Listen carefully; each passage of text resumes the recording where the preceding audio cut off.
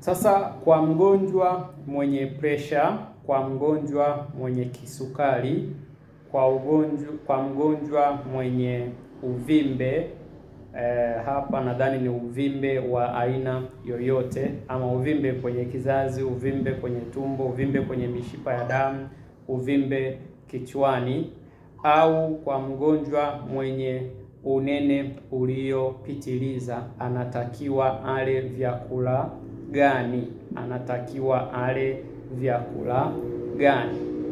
Swali hili nimekuwa nikilijibu mara kwa mara, nimekuwa nikilizungumzia mara kwa mara, na hasa ndo lengo la mimi kuanza kutoa hii elimu, kuwajulisha watu vyakula wanavyotakiwa kula kwa ajili ya kuhakikisha afya zao zinaimarika. Sasa hapa nitakupa listi ya vyakula ambavyo hawa watu wenye haya magonjwa yote niliyoyataja: pressure, kisukari, changamoto za uvimbe wowote ndani ya mwili, changamoto za unene mkubwa, tuongeze na changamoto za moyo, changamoto changamoto yote ile ya afya, ya changamoto ile ya magonjwa ya lishe. Hapa ninakupa listi ya vyakula vinavyofaa kwake yeye kutumia. Kama atavitumia kama tiba lishe, basi atapona magonjwa yake yote. Kama atavitumia kama vyakula vya kawaida, basi ataendelea kuvitumia kama vyakula vya kawaida. Hapa chakula cha kwanza ambacho mimi huwa nasisitiza, japo wengi wanapinga, ni kula nyama nyekundu. Kula nyama nyekundu au kula nyama yoyote ile, iwe nyekundu iwe nyeupe. Na hapa nimelisti kuna nyama ya ng'ombe, nyama ya mbuzi, kondoo, nguruwe, kama imani yako inaruhusu. Hizi zote unaruhusiwa kula. Ama mgonjwa mwenye presha, kisukari, moyo, changamoto za unene, uvimbe, anaruhusiwa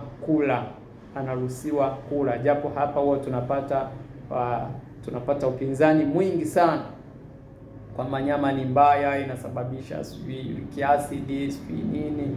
Lakini kuna makabila kama makabila ya Wamasai, makabila ya Wahadzabe, ni makabila ambayo maisha yao yote ni kula nyama, na haya magonjwa sasa hayapo. Haya magonjwa yapo kwetu sisi huko ambao tumejiwekea sheria na tumefuata sheria za watu wengine. Lakini pia kuna kunywa supu, hasa supu ya mifupa, kongoro. Ujenga utaratibu wa kula kongoro. Hii inasaidia kuongeza madini kama calcium kwenye mwili. Kwa hiyo kwa mgonjwa wa pressure, kisukari, matatizo ya moyo, matatizo mengi sana ya lishe, basi anaweza akatumia hiyo. Lakini kuna samaki. Chakula kingine ni samaki. Hapa nitazungumzia samaki wa aina yoyote yule. Kuna salmoni, sardine, dagaa, kamba, sangara, sato na kadhalika.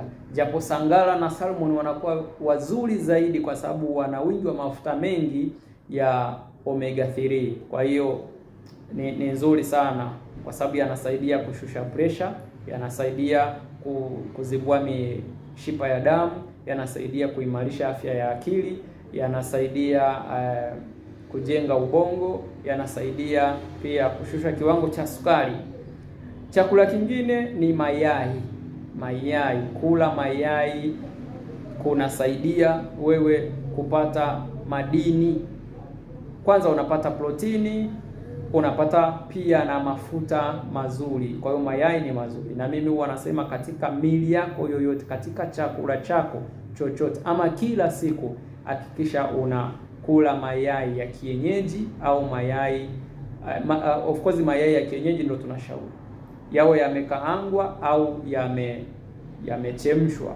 Kama ni kukaanga, basi kaanga kwa kutumia mafuta mazuri, mafuta ya alizeti, mafuta ya alizeti hamna kwa sababu mafuta ya mbegu. Tumia mafuta ya mzeituni, mafuta ya nazi na kadhalika. Lakini pendelea pia kutumia mafuta yasiyokuwa ya mbegu. Mafuta ya wanyama unaweza kutumia. Mafuta ya wanyama hapa nazungumzia samli, siagi. Lakini pia unaweza ukatumia mafuta ya mzeituni, mafuta ya parachichi, mafuta ya nazi na kadhalika, yanakusaidia sana. Na maziwa, lakini hapa tunashauri tumia maziwa ya mtindi. Maziwa ya mtindi. Achana na haya maziwa fresh. Tumia maziwa ya mtindi. Kwa sababu maziwa fresh huwa yana sukari mle. Huwa yana sukari ambayo inaitwa galactose. Kwa hiyo sukari ile ikienda ndani ya mwili haina kazi yoyote.